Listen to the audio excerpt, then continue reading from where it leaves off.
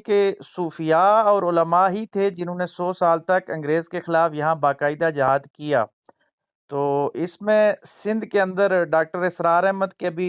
Research بھی ہے ایک، اور ویسے بھی صدر الدین راشدی جو پیر پگاڑا کے والد تھے، انہوں نے کتنے عرصے تک سندھ میں اور خاص کر کے خیرپور میں انگریز کو قبضہ نہیں کرنے دیا، اور بدلے میں انگریز نے پھر یہ کیا کہ اس نے پنجاب میں تو بڑے کالجز اپنے بنائے، ایچسن وغیرہ، لارنس کالج اور اس طرح کے ادارے، لیکن سندھ والوں کو کوئی تعلیمی ادارہ نہیں دیا کہ یہ لوگ یا کی یہ تحریک جو ہے صدر الدین راشدی کی بڑی مضبوط تحریک ہے، اور یہ تھوڑے سے اگر یہ ان علوم سے بھی آشنا ہو گئے تو یہ دوبارہ ہمیں سندھ سے نکال ہی نہ دیں۔ پھر آزاد کشمیر میں، جو آپ کا موجودہ آزاد کشمیر میں ہے، اس کو فتح کرنے کے لیے جو قبائلی لشکر گئے تو اس میں پہلا لشکر حاجی محمد امین قادری سلسلے کے ایک بزرگ تھے۔ وہ غزوہ بدر کی سنت کے مطابق 313 مریدین ساتھ لے کے چلتے تھے۔ ساری زندگی انہوں نے انگریز کے خلاف بھی جہاد کیا علاقہ غیر میں، اور آزاد کشمیر میں انڈین آرمی کا پہلا ہیلی کاپٹر حاجی محمد امین قادری اور ان کے مجاہدین نے گرایا تھا۔ تو آزاد کشمیر کے جہاد میں بھی صوفیاء شامل رہے۔ اس کے علاوہ وقتاً فوقتاً جتنی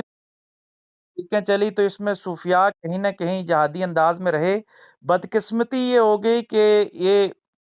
9/11 کے بعد انگریز نے بڑی ایک خوبصورت کوشش کر کے خوبصورت منافقت کرتے ہوئے دہشت گردی اور جہاد کو ایسے غلط ملت کر دیا کہ اب جتنی بھی تحریکیں ہیں وہ بدنام ہو جاتی ہیں۔ اس وقت بھی جو آپ کی طالبان کی تحریک کامیاب ہوئی ہے افغانستان کے اندر، یہ زیادہ تر نقش بندی مشائخ کے لوگ ہیں۔ میں ابھی بھی ایک نقش بندی بزرگ سے ملا کچھ دن پہلے، تو انہوں نے گلہ کیا اس چیز کا کہ پاکستان کے صوفیاء جو ہیں وہ طالبان کے ساتھ راہ اور اس انداز سے نہیں بڑھا رہے۔ میں سمجھتا ہوں کہ نام نہاد صوفیاء کی بات کرتا ہوں، کیونکہ پھر یورپ ان کو ویزے نہیں دیتا جو لوگ بھی ان سے ملتے ہیں، لیکن حقیقت بات یہ ہے کہ جو موجودہ امیر المومنین ہیں طالبان کے، وہ بھی نقش بندی سلسلے کے ایک باقاعدہ مجاز یافتہ ہیں، یعنی خلیفہ مجاز ہے نقش بندی سلسلے میں۔